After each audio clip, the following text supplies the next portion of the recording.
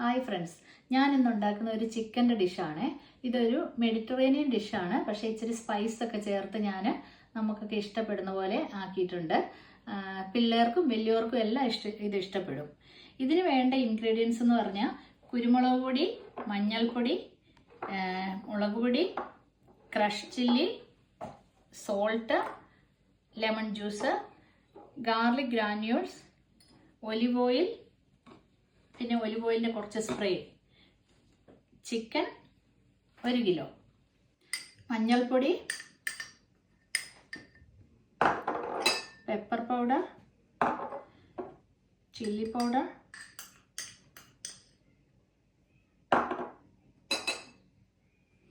Crush chilli.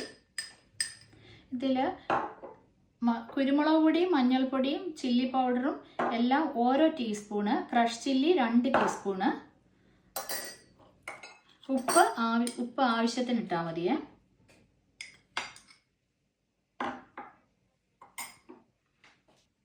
Lemon juice, garlic granules, കുറച്ച് olive oil, cooking olive oil. ഇനി ഇത് നമ്മൾ നന്നായിട്ട് മാരിനേറ്റ് ചെയ്യണേ. കുറച്ച് ഒറിഗാനോ പൗഡർ ഇടണം. ഞാൻ ആദ്യം അത് പറയാൻ വിട്ടുപോയതാണേ.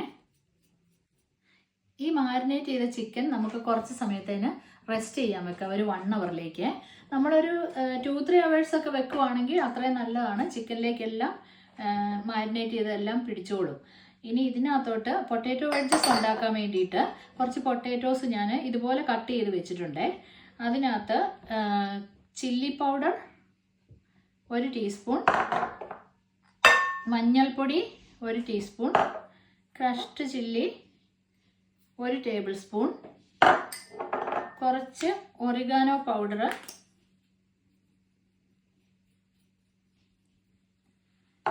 കുറച്ച് ഗാർലിക് പൗഡർ,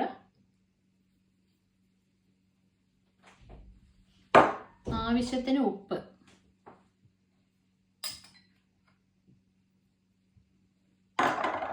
കുറച്ച് ഒലിവ് ഓയിൽ ഒഴിക്കണം.